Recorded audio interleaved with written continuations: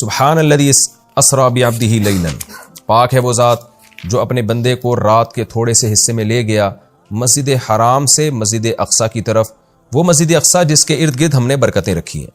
اس میں معراج کے واقعے کا تذکرہ ہے۔ رسول اللہ صلی اللہ علیہ وسلم کو نبوت ملنے کے بعد اور ہجرت سے پہلے رات میں جبریل علیہ السلام آئے۔ احادیث میں یہ مضمون بہت واضح ہے، قرآن میں بہت اجمال ہے، ڈیٹیل نہیں ہے۔ احادیث میں بخاری مسلم کی صحیح احادیث ہیں، بہت کثیر روایات ہیں جن میں بہت ڈیٹیل کے ساتھ اللہ نے، نبی صلی اللہ علیہ وسلم نے اس مضمون کو بیان کیا، اور قرآن میں اجمالی بیان ہوا ہے۔ اور احادیث میں جو ہمیں واقعہ ملتا ہے اس کا خلاصہ یہ ہے کہ رات کے تھوڑے سے حصے میں ایک معجزہ ظاہر ہوا۔ اللہ تعالیٰ نے اپنے حبیب صلی اللہ علیہ وسلم کو رات کے تھوڑے سے حصے میں براق پر بٹھایا، براق جو خچر کو کہتے ہیں عربی میں، اور وہ بجلی کی تیزی کے ساتھ اس نے سفر کیا۔ مسجد حرام سے راتوں رات وہ لے کر گیا مسجد اقصیٰ۔ پھر احادیث میں آتا ہے کہ قرآن میں تو اتنا ہی ہے کہ مسجد حرام سے مسجد اقصیٰ لے کر گیا تاکہ ہم اپنی بڑی بڑی نشانیاں دکھائیں۔ اس میں اشارہ ہے کہ اور بھی پھر اللہ تعالیٰ نے آپ کو نشانیاں دکھائیں، جس کی تفصیل حدیث میں ہے کہ اللہ تعالیٰ آسمانوں پہ لے کر گیا آپ کو۔ تو براق پر آپ صلی اللہ علیہ وسلم انتہائی تیز رفتاری کے ساتھ، بجلی کی رفتار کے ساتھ آپ صلی اللہ علیہ وسلم کو مسجد حرام سے مسجد اقصیٰ لے جایا گیا۔ اور مسجد اقصیٰ میں احادیث میں آتا ہے کہ سارے پیغمبروں کا اجتماع ہوا، آپ صلی اللہ علیہ وسلم نے تمام پیغمبروں کو نماز پڑھائی۔ پھر اس کے بعد وہاں سے آپ کو آسمانوں کا سفر کرایا گیا۔ پھر ہر پیغمبر کو کہ اپنے اپنے آسمانوں پہ ٹھکانے ہیں، وہاں بھی اللہ تعالیٰ نے رسول اللہ صلی اللہ علیہ وسلم کی ملاقات کروائی۔ حدیث میں آتا ہے آپ صلی اللہ علیہ وسلم موسیٰ علیہ السلام سے ملے اور آپ نے موسیٰ علیہ السلام کا حلیہ بیان کیا۔ آپ صلی اللہ علیہ وسلم یوسف علیہ السلام سے ملے اور آپ نے فرمایا کہ میں جب ملا تو میں نے دیکھا کہ آدھی دنیا کا، یعنی اس دنیا میں جتنا حسن ہے اکیلا آدھا اللہ نے یوسف علیہ السلام کو دیا ہے۔ ابراہیم علیہ السلام سے ملاقات ہوئی، پھر سدرۃ المنتہا تک آپ کو لے جایا گیا، جیسے کہ سورہ نجم میں ہے وَلَقَدْ رَآهُ مَرَّةً أُخْرَىٰ کہ اللہ نے ہمارے نبی صلی اللہ علیہ وسلم نے، محمد صلی اللہ علیہ وسلم نے جبریل کو بھی دیکھا ہے۔ ایک تو افق اعلیٰ میں دیکھا ہے اور ایک اور دفعہ بھی دیکھا ہے عند سدرۃ المنتہا، سدرہ منتہا پر۔ سدرہ عربی میں بیری کے درخت کو کہتے ہیں، منتہا کا معنی کنارہ، یعنی بالکل گویا کہ کائنات کے آخری کنارے پر ایک بیری کا درخت ہے۔ اس کی کیفیت کیا ہے، اسی طرح کا ہے، کچھ اور ہے، وہ اللہ ہی بہتر جانتا ہے۔ ظاہر ہے یہ والی کیفیت تو نہیں ہے اس کی، حدیث میں دوسری کیفیت اس کی منقول ہے، تو وہ اللہ ہی کو اس کا علم ہے کہ وہ کس طرح کا درخت ہے۔ اس کو بیری سے تعبیر کیا گیا، اس کی وجہ کیا ہے، یہ ساری باتیں غیب کا علم ہے جن کو اللہ کے سوا اس کی پوری حقیقت کوئی نہیں جانتا۔ ہمیں جتنا بتایا گیا ہے ہم اس پر ایمان رکھتے ہیں۔ تو حدیث میں آتا ہے کہ سدرۃ المنتہا ہے جہاں اس کے بعد اس سے آگے کوئی نہیں جا سکتا۔ تو اللہ کے نبی صلی اللہ علیہ وسلم کو وہاں لے جایا گیا اور وہاں بھی آپ نے جبریل علیہ السلام کو دیکھا۔ تو اس کا تذکرہ بنی اسرائیل میں نہیں ہے بلکہ سورہ نجم میں ہے۔ تو وہ زیادہ مفسرین اسی طرف گئے ہیں کہ معراج ہی کی رات یہ واقعہ ہوا ہے۔ تو اس میں بھی اشارہ ہے کہ اللہ کے نبی صلی اللہ علیہ وسلم کو 7ویں آسمان تک لے جایا گیا۔ تو یہ سارا واقعہ ہوا اور رات کے تھوڑے سے حصے میں، اور پھر اللہ تعالیٰ رسول اللہ صلی اللہ علیہ وسلم کو دوبارہ واپس لے آئے، اور آپ صلی اللہ علیہ وسلم نے پھر جب مشرکین میں دعویٰ کیا کہ مجھے راتوں رات اس کائنات کی سیر کرائی گئی ہے، میں نے مسجد اقصیٰ دیکھی، تو مشرکین نے مذاق اڑانا شروع کر دیا۔ مشہور واقعہ ابو جہل حضرت ابو بکر کے پاس آیا اور کہنے لگا کہ تمہارے ساتھی محمد صلی اللہ علیہ وسلم کا تمہیں پتہ ہے کہ انہوں نے کیا دعویٰ کیا ہے؟ ابو جہل کا خیال تھا کہ جب میں یہ واقعہ حضرت ابو بکر کو بتاؤں گا تو ابو بکر معاذ اللہ انکار کر بیٹھیں گے اور بولیں گے واقعی بھئی یہ تو محمد صلی اللہ علیہ وسلم نے معاذ اللہ جھوٹ کہا ہے اور آپ اللہ کے نبی نہیں ہیں۔ تو ابو جہل خوشی خوشی گیا اور کہا کہ تمہارے ساتھی نے کیا کہا ہے؟ تو حضرت ابو بکر نے فرمایا کہ کیا واقعی محمد صلی اللہ علیہ وسلم نے یہ دعویٰ کیا ہے؟ ابو جہل خوش ہو کے کہنے لگا ہاں بالکل دعویٰ کیا ہے۔ تو حضرت ابو بکر نے کہا کہ پھر بالکل صحیح کہا ہوگا، پھر واقعی ایسا ہوا ہوگا ان کے ساتھ، کیونکہ محمد صلی اللہ علیہ وسلم جھوٹ نہیں بولتے۔ تو جب آپ نے یہ دعویٰ کیا کہ ایسا میرے ساتھ ہوا ہے تو مشرکین مذاق اڑانے لگے، اور پھر آپ صلی اللہ علیہ وسلم سے بیت المقدس کے بارے میں پوچھنے لگے کہ اچھا آپ اس کا نقشہ بتائیں کیسا ہے، راستے میں جو ہے کون کون سے قافلے ہیں جو جا رہے ہیں۔ حالانکہ دیکھیں جب کوئی اتنی تیز رفتاری سے سفر کرتا ہے تو وہ راستوں کے قافلوں کا نہیں بتا سکتا کہ راستے میں کس کس سے ملاقات ہوئی، اور ایک دفعہ کسی عمارت کی جب زیارت ہوتی ہے تو پورا نقشہ بھی ذہن میں نہیں رہتا۔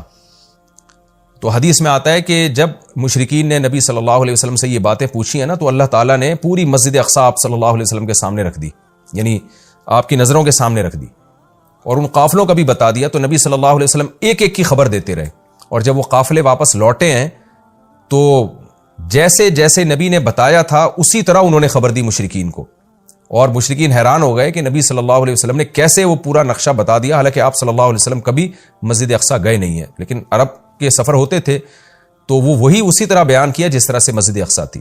تو یہ ایک معجزہ اللہ نے ظاہر کرنا تھا.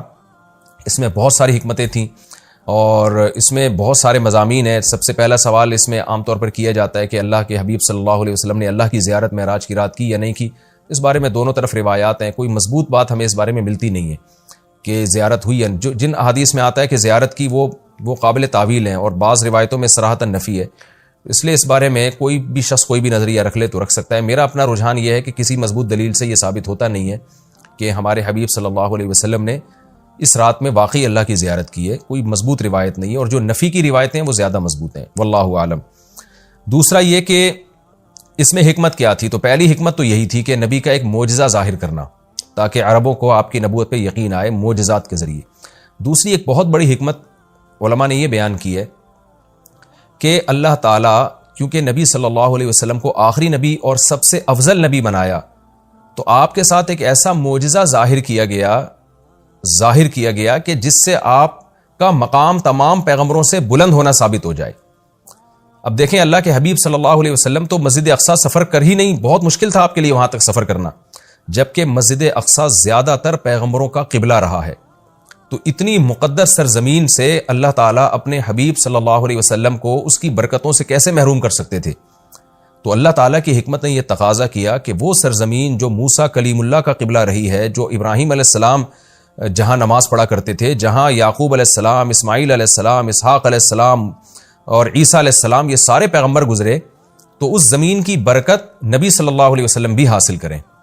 ایک تو یہ، اور دوسرا اس زمین کو پیغمبر کی برکت بھی ملے، یعنی اس زمین کی فضیلت میں اور اضافہ ہو کہ اتنے سارے پیغمبر یہاں آئے ہیں تو یہ کیسے ہو سکتا ہے کہ محمد صلی اللہ علیہ وسلم کے قدم یہاں نہ ہوں، تاکہ اس بیت المقدس کی فضیلت اور زیادہ بڑھ جائے. یہ نہ کہا جا سکے کہ یہ جگہ تمام پیغمبر تو آئے مگر محمد صلی اللہ علیہ وسلم نہیں آئے. تو اللہ نے اس جگہ کو بھی مزید برکتیں دیں اور محمد صلی اللہ علیہ وسلم کی برکتوں میں بھی اللہ نے اضافہ کیا تاکہ آپ کی فضیلت ثابت ہو جائے.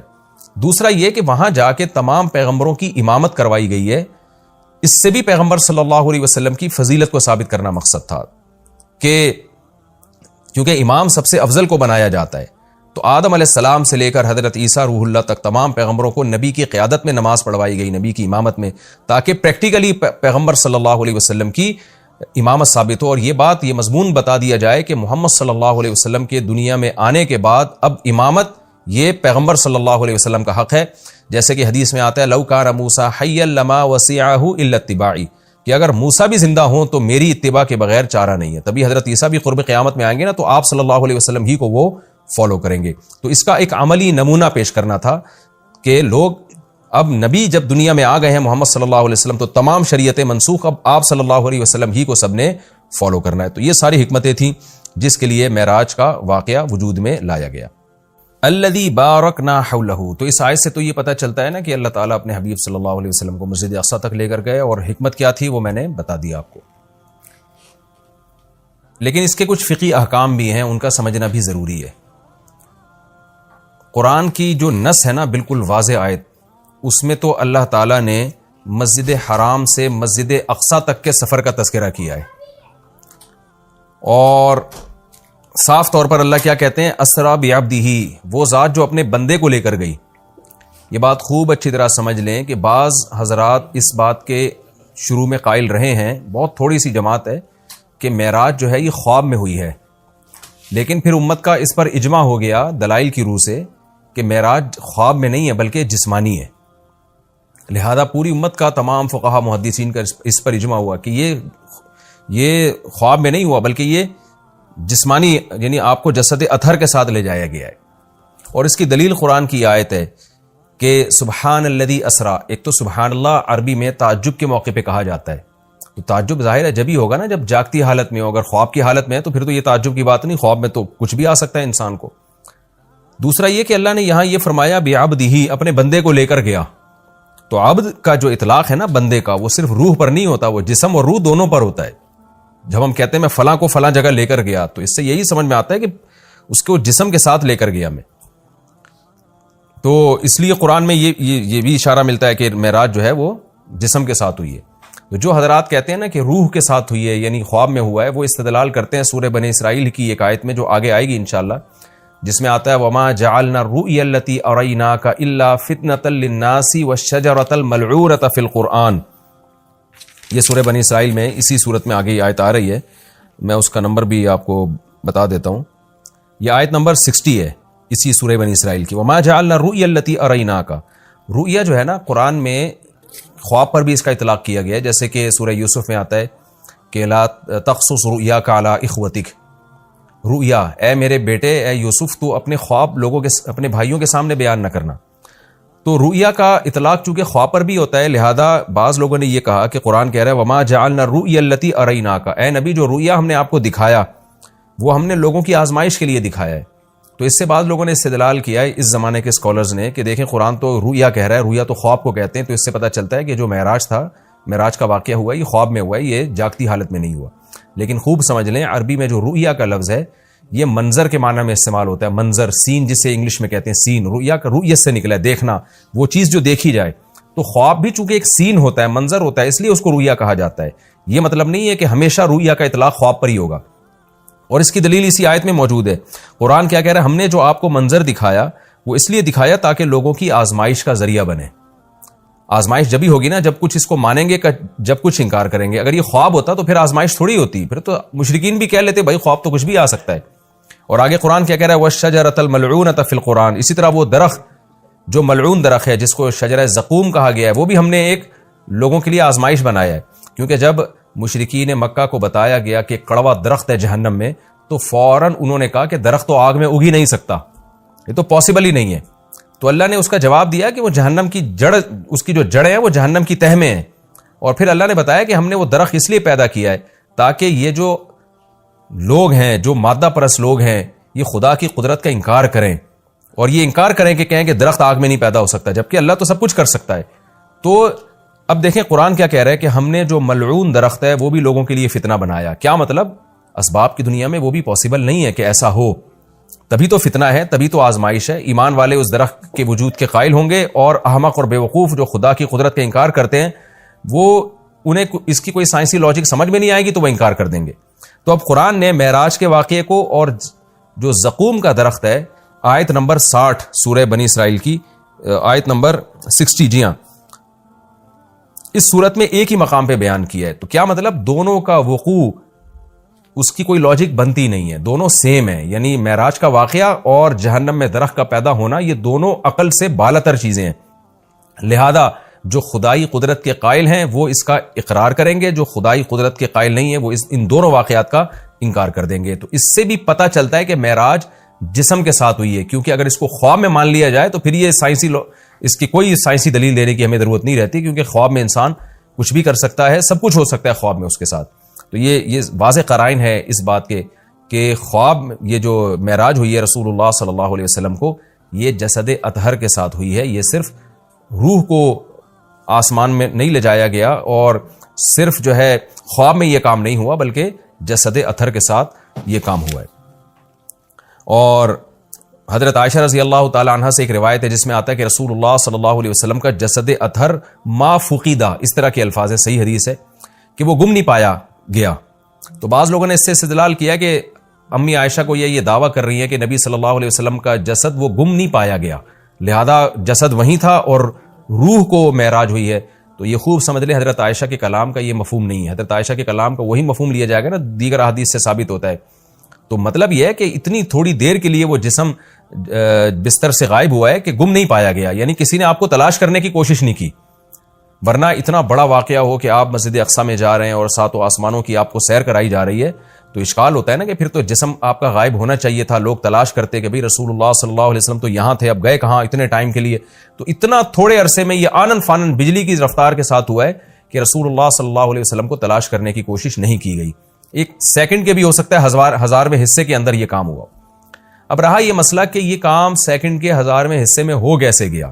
جب اتنے واقعات ہوئے، مسجد اقصی میں آپ گئے، اتنا لمبا سفر، پھر وہاں اپنے پیغمبروں کو نماز پڑھائی، پھر وہاں سے آپ کو آسمانوں کی سیر کرائی گئی، مختلف آسمانوں پہ دوبارہ سے مختلف پیغمبروں سے ملاقات ہوئی، اور یہ سارا واقعہ ہونے کے بعد دوبارہ براق پہ بجلی کی رفتار کے ساتھ آپ کو لایا گیا اور پھر آسمان میں آکسیجن کہاں تھی اور ایک تیز اتنی اسپیڈ کے ساتھ چلے گی وہ تو ہوا میں رگڑ کھا کے جو ہے ہلاک ہو جائے گی جیسے کہ وہ خچر تھا یا جو براق تھا. تو یہ ساری چیزیں کیسے ممکن ہیں؟ تو ان تمام باتوں کا جواب اللہ نے سبحان الذی میں دے دیا کہ سبحان الذی وہ ذات ہر عیب سے پاک ہے جس نے یہ کام کیا. کیا مطلب؟ یہ انسانوں کے لیے ناممکن ہے، اللہ کے لیے ناممکن نہیں ہے، کیونکہ اللہ تعالیٰ عیب سے پاک ہے اور عاجز ہونا، کسی کام کو نہ کر سکنا، یہ بھی ایک عیب ہے. تو یہ عیب انسانوں میں پایا جاتا ہے، یہ اللہ میں نہیں پایا جاتا. اسی لیے بار بار یہ بات کہی جاتی ہے کہ معجزہ یا کرامت یہ اللہ کی قدرت کی دلیل ہوتی ہے، یہ پیغمبر کی یا انسانوں کی قدرت کی دلیل نہیں ہوتی، یا بزرگوں کی قدرت کی دلیل نہیں ہوتی، یہ اللہ کی قدرت کی دلیل ہے. تو اللہ سب کچھ کر سکتا ہے. اور اس میں ایک علمی نقطہ مفسرین نے بہت زبردست بھی بیان کیا کہ دیکھیں اللہ نے محمد صلی اللہ علیہ وسلم کے لیے عبد کا لفظ استعمال کیا اور اپنے لیے سبحان اللہ کا لفظ استعمال کیا. یعنی یہ بتا دیا کہ معراج کا واقعہ جو وقوع میں آیا ہے اس سے محمد صلی اللہ علیہ وسلم کا عبد ہونا اس میں کمی نہیں ہوئی، بلکہ آپ تو اللہ کے غلام ہیں، عبد ہیں. تو یہ آپ کی طاقت اور قدرت کی دلیل نہیں ہے، کیونکہ آپ تو غلام ہیں، عبد ہیں، سارے انسان اللہ کے عبد ہیں. تو یہ اللہ کی قدرت کی دلیل ہے.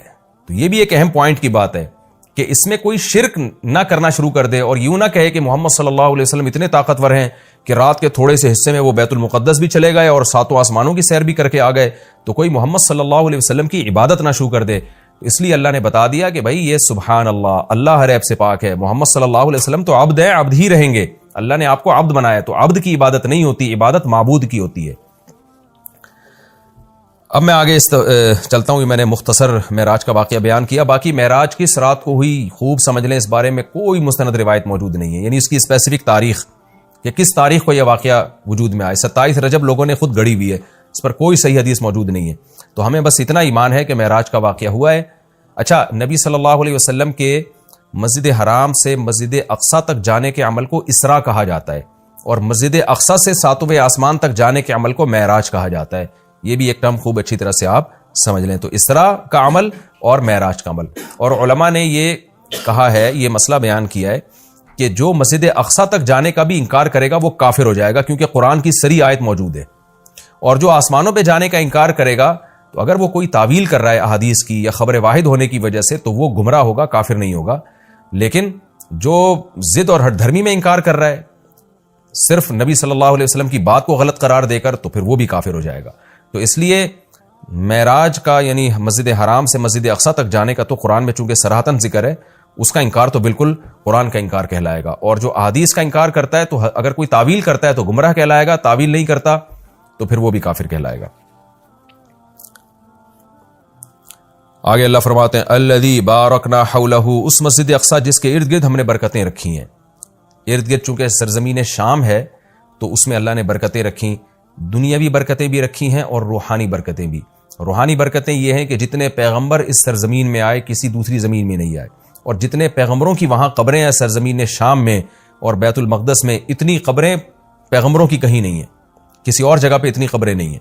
اور دنیاوی برکتیں کیا ہیں کہ وہاں کی پیداوار، وہاں کی ہوا وہ بہت صحت کے لیے مفید ہے. انار، وہاں کا زیتون، وہاں کی انجیر، یہ سارے ایسے برکت والے پھل اللہ وہاں پیدا کرتا ہے اور بہت وافر مقدار میں. میں ترکی کے میں شام کے بارڈر تک گیا ہوں. پہلے تو شام کا علاقہ بہت وسیع تھا، تو یہ تو اب جو شام ہے یہ تو تھوڑا سا رہ گیا ہے. نبی صلی اللہ علیہ وسلم کے دور کا جو شام ہے وہ تو بہت وسیع رقبہ تھا. تو وہ ترکی کے بارڈر پہ جب آپ جاتے ہیں اور شام کی سرزمین ملتی ہے تو آپ کو اندازہ ہوتا ہے وہاں کی ہوا میں ایک خاص قسم کی ایک محسوس ہوتا ہے انسان کو اپنی صحت، اور ایک خاص قسم کی خوشبو محسوس ہوتی ہے. اور زیتون بہت کثرت سے پیدا ہوتا ہے، انجیر بہت کثرت سے پیدا ہوتا ہے، انار بہت کثرت سے پیدا ہوتا ہے. وہاں کے لوگوں کی صحتیں، ان کے چہروں کی فریشنس وہ صاف بتا رہی ہوتی ہے کہ اللہ نے زمین میں جسمانی برکتیں بھی بہت زیادہ رکھی ہیں. اور علماء نے لکھا ہے کہ اللہ نے جب یہ بتایا نا کہ مسجد اقصی کے ارد گرد برکتیں، تو اس سے خود بخود یہ ثابت ہوتا ہے کہ جس مسجد کے مبارک ہونے کی وجہ سے اس کے ارد گرد اتنی برکتیں ہیں تو خود اس مسجد میں کتنی برکتیں ہوں گی. تو وہ مسجد بہت زیادہ برکت والی ہے. تبھی حدیث میں آتا ہے کہ جو مسجد حرام میں نماز پڑھتا ہے اسے 1,00,000 نمازوں کا ثواب ملتا ہے، اور جو مسجد اقصی اور مسجد نبوی میں نماز پڑھتا ہے اسے 1,000. اور بعض روایات میں آتا ہے مسجد اقصی میں 50,000 اور مسجد نبوی میں 1,000. اور یہ بھی رسول اللہ صلی اللہ علیہ وسلم کی صحیح حدیث ہے، لا تشد الرحال الا الى 3 مساجد، کہ سفر کیا جائے گا صرف 3 مسجدوں کی طرف. کیا مطلب؟ وہ سفر جو بنیت عبادت ہو، بنیت عبادت، یعنی 3 مسجدیں ایسی ہیں جن کی طرف سفر کر کے ان مسجدوں کی زیارت کرنا ہی عبادت ہے۔ ویسے تو کوئی بھی مسجد ہو آپ ویسے دیکھنے کے لیے چلے جائیں، اس کو سفر کر کے بھی انسان جا سکتا ہے ویسے ہی دیکھنے کے لیے بھئی مسجد کیسی بنی ہے، خوبصورت ہے یا نہیں، لیکن علی وجہ تقرب، یعنی وہ سفر جو بطور عبادت کے ہوگا، ان میں صرف 3 مسجدیں ایسی ہیں جن کی طرف زیارت کے لیے سے جانا ہی بذات خود شریعت میں مقصود ہے اور ایک عبادت ہے، اور ان میں جا کے نماز پڑھنے کی اضافی بہت زیادہ فضیلت ہے۔ تو وہ 3 مسجدیں آپ نے فرمایا، ایک مسجد حرام، ایک مسجد اقصی اور ایک مسجد نبوی۔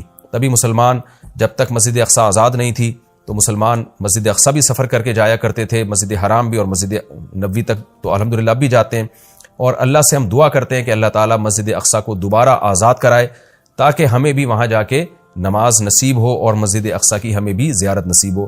یہ ہر مسلمان کی تمنا ہے، اور بہت سے لوگوں کو اللہ نے یہ توفیق دی ہے، وہاں جاتے ہیں، اور بہت سے لوگ اس زیارت سے محروم ہیں۔ تو ہم یہ دعا کرتے ہیں کہ اللہ تعالیٰ وہ مبارک مسجد جس کی طرف اللہ اپنے حبیب صلی اللہ علیہ وسلم کو معجزاتی طور پر لے کر گیا، اور خاص طور پر ہمارے حبیب صلی اللہ علیہ وسلم کو وہاں نماز پڑھوائی